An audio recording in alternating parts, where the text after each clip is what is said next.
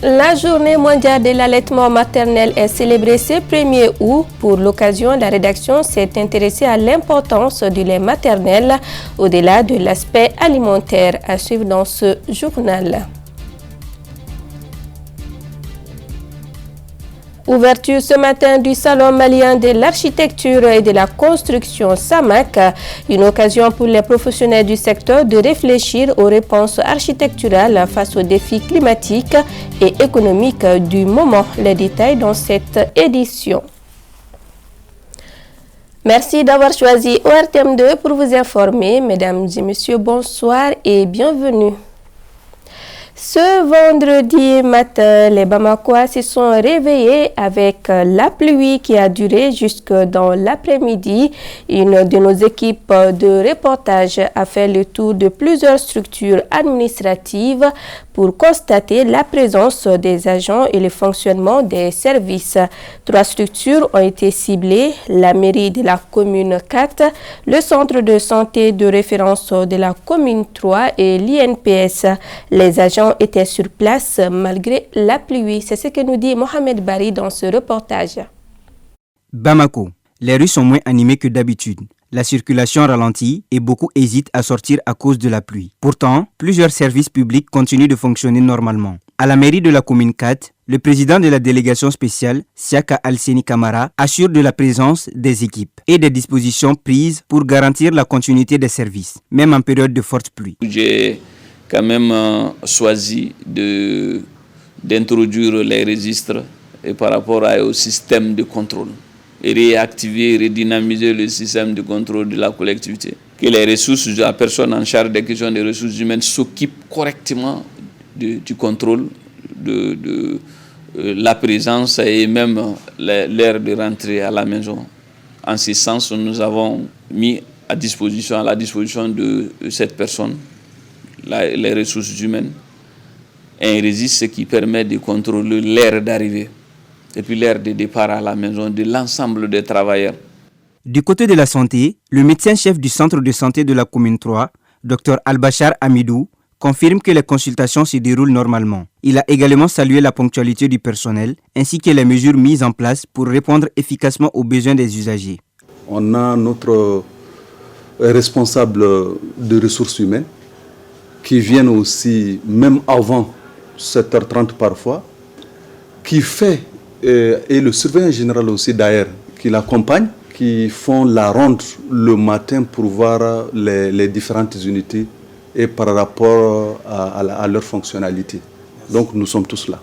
Enfin, à l'INPS, le chef du service des assurances volontaires, Modibo Dagnon, évoque lui aussi la ponctualité des agents et un service toujours opérationnel. Il a également souligné l'engagement du personnel qui, en tant qu'homme de terrain, n'ont pas hésité à venir travailler malgré la pluie. Et mes collègues et moi, nous sommes arrivés au service pratiquement comme d'accoutumé, c'est-à-dire à 6h30, 6h10. Moi-même, je suis arrivé à 6h10 et j'ai trouvé 5 collègues déjà présents comme d'ordinaire. Les inconditionnels, ils sont là. Et nous avions mené sous la pluie nos activités. Et nous, étant surtout hommes de terrain, sous le soleil, quand nous avions la grâce de Dieu, nous sommes très réjouis parce que sous la chaleur, travailler n'est pas évident. Et dès l'instant que nous avons eu cette pluie, c'était vraiment très bien. Malgré la météo, le service public est au rendez-vous. Une preuve de conscience professionnelle et de sens du devoir. Comme quoi, pluie matinale ne veut pas dire journée chômée. Et le 1er août est célébrée la journée mondiale de l'allaitement maternel. Il s'agit de la semaine mondiale de l'allaitement maternel qui est organisée chaque année dans le but de promouvoir cette pratique afin que les nourrissons du monde entier soient en meilleure santé. Pour l'occasion, la rédaction de ORTM2 s'est intéressée à l'importance du lait maternel au-delà de l'aspect alimentaire. C'est avec Dala Traoré. Avec les tandours. Je suis ici depuis maintenant 15 jours. Au début, je voulais le nourrir avec d'autres laits. J'ai vu que certains bébés ont eu des ventres ballonnés et d'autres prématurés ont perdu la vie à cause de la consommation d'autres laits. J'ai finalement laissé cette alternative. Je connais maintenant l'importance de l'allaitement maternel car j'ai constaté que mon enfant grandissait.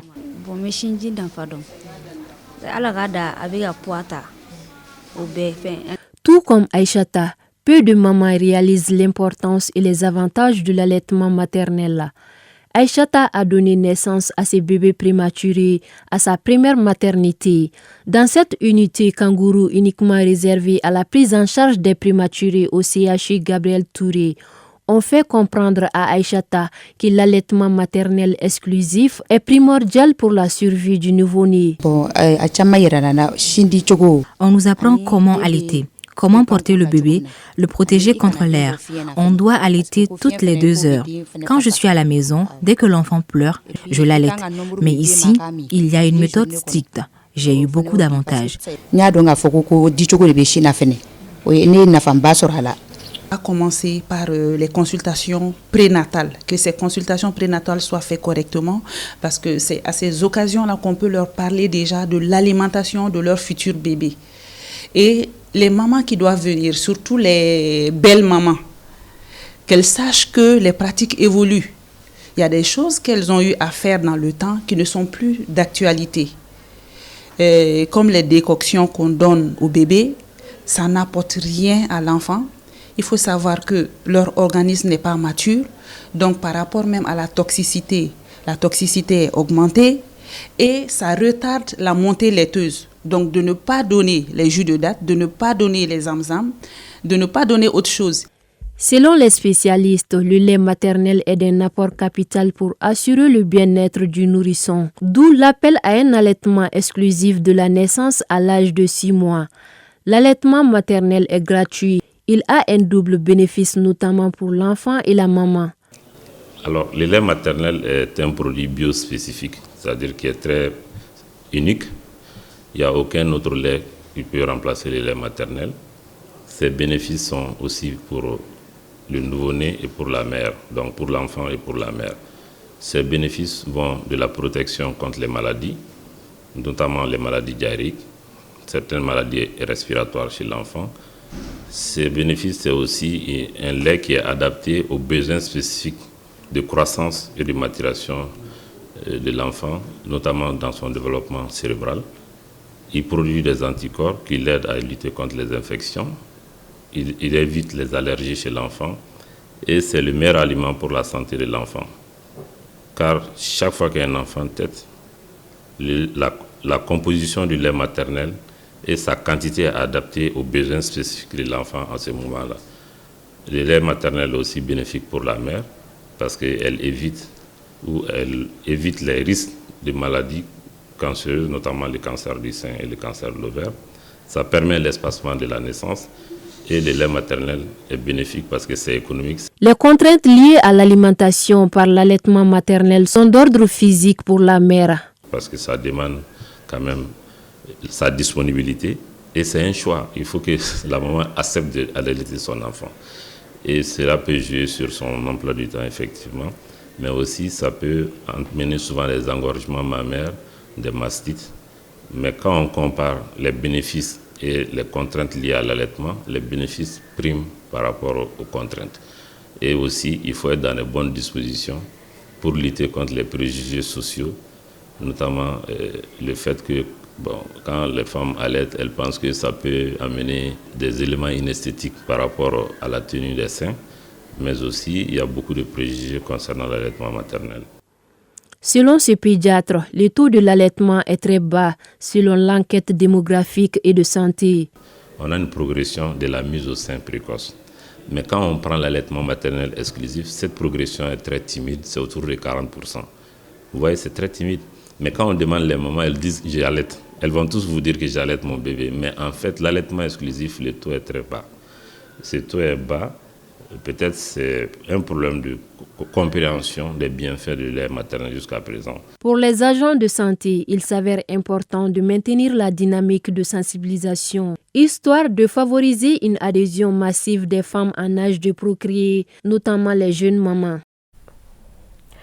Autre actualité, le Salon malien de l'architecture et de la construction SAMAC s'est tenu sous les thèmes Habitat durable, culture et innovation, approche architecturale du développement durable au Mali, une occasion pour les professionnels du secteur de réfléchir aux réponses architecturales face aux défis climatiques et économiques du moment. Ce panel de haut niveau a enregistré la participation des ministres de l'Habitat et de l'Urbanisme du Burkina Faso et du Mali aux côtés de leurs homologues maliens, soulignant l'importance d'une synergie régionale en matière de développement urbain durable.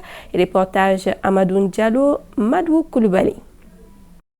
Les politiques publiques en matière d'urbanisation et d'habitat dans les pays de l'AES étaient au centre des échanges lors de ce panel de haut niveau consacré aux enjeux au Salon malien de l'architecture et de la construction.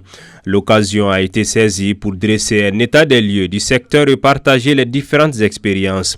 Il ressort de ces discussions que les pays de l'AES partagent les mêmes problématiques et les mêmes défis. Ce qu'il faut retenir, c'est qu'on est unanimement d'accord que nous devons compter sur nous-mêmes. Nous avons les ressources nécessaires, l'intelligence nécessaire pour faire avancer les choses. Tous les problèmes que nous connaissons en matière d'urbanisation aujourd'hui dans nos pays, nous pouvons les régler à partir de nos moyens.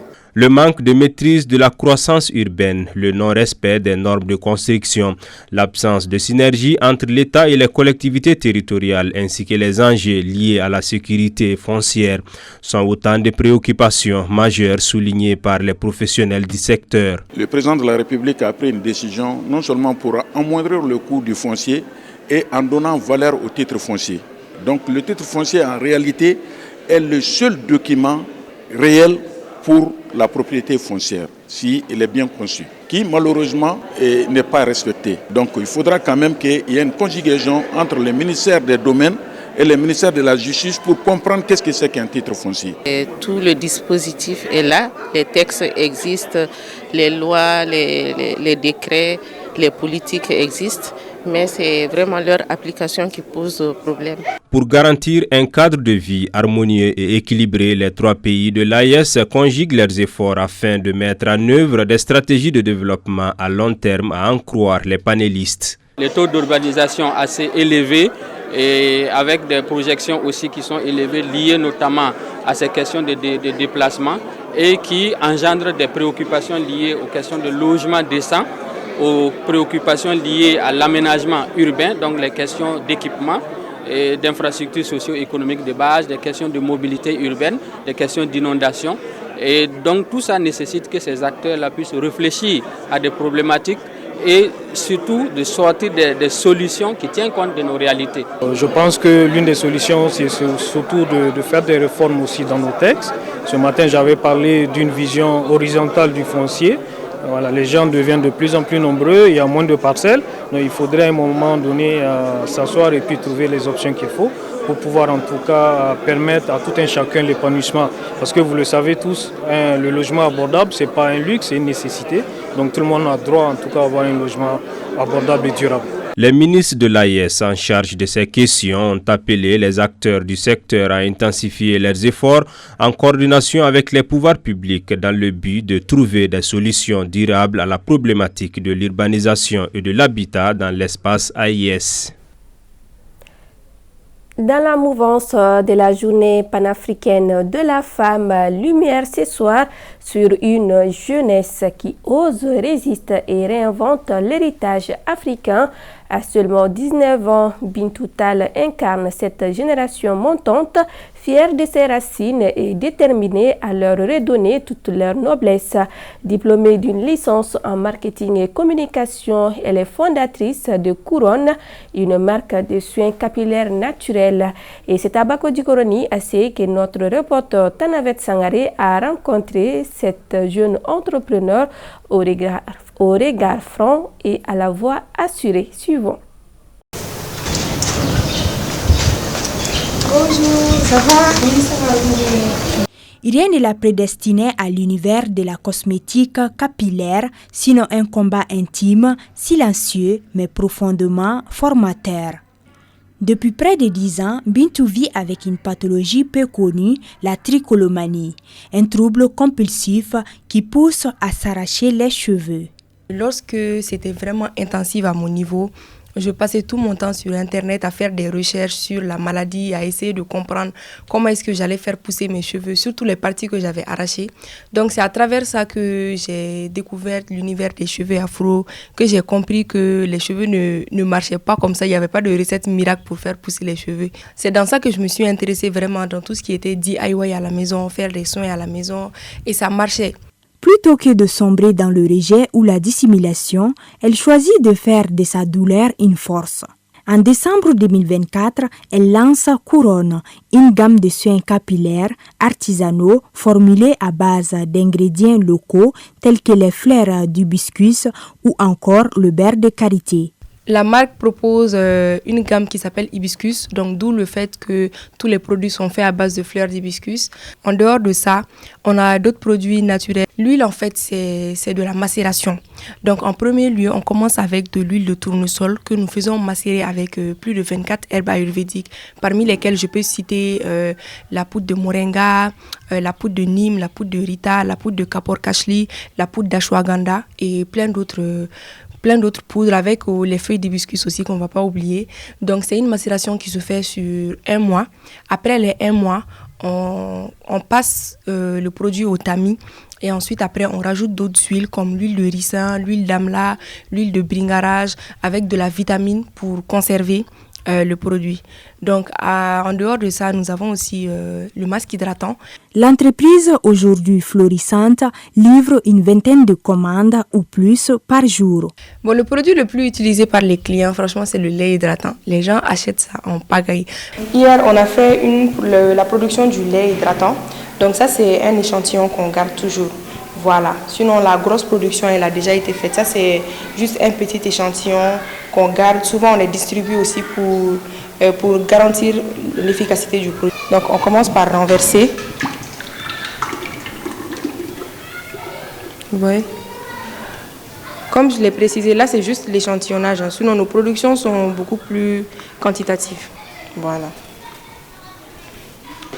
Donc, la vue, comme vous avez vu, il y a déjà les pots qui sont là. Donc, on va les remplir. Le remplissage, il se fait de cette manière-là.